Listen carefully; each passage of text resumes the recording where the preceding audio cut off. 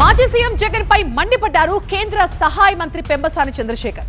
CM చంద్రబాబును ఉద్దేశించి జగన్ చేసే వ్యాఖ్యల్ని ఆయన తప్పుపట్టారు. జగన్ రాష్ట్రం గురించి మాట్లాడితే రాజకీయాలు మాట్లాడాలి, కానీ చంద్రబాబు గురించి వ్యక్తిగత ఆరోపణలు చేయొద్దన్నారు. చంద్రబాబు ముఖారవిందం మైండ్ సెట్ బాగాలేదని జగన్ మాట్లాడారని, చంద్రబాబు ముఖమే తెలుగు జాతి తలెత్తుకునేలా చేసిందన్నారు. పాస్ పుస్తకాలపై ఫోటోలు వేసుకున్న మైండ్ సెట్ ఎవరిది అని పెంబసాని ప్రశ్నించారు.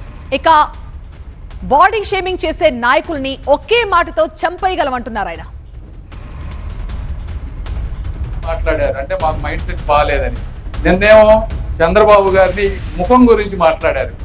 జగన్మోహన్ రెడ్డి గారికి ఇదే చెప్తా ఉన్నా, మీకు ఉంటే రాష్ట్రం మీద అభిప్రాయం ఏదన్నా ఉంటే రాజకీయాలు మాట్లాడండి, సబ్జెక్ట్ మాట్లాడండి, అంతేగత వ్యక్తిగతంగా ఏది పడితే అది మాట్లాడితే మేము కూడా మాట్లాడవచ్చు. ఫిజికల్గా బాడీ షేమింగ్ కానీ ఇవన్నీ కూడా ఆ చంద్రబాబు గారి మొహమే తెలుగు జాతి ఈరోజు ప్రపంచంలో తలెత్తుకునే విధంగా చేసింది జగన్మోహన్ రెడ్డి గారు.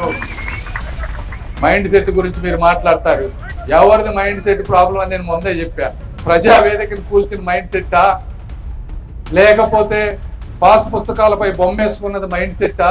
ఎవరిది మైండ్ సెట్? మాస్కులు అడిగిన పాపానికి ఒక వ్యక్తిని సైకోగా చిత్రీకరించి చంపింది మైండ్ సెట్. ఎవరిది మైండ్ సెట్ అని అడుగుతాను.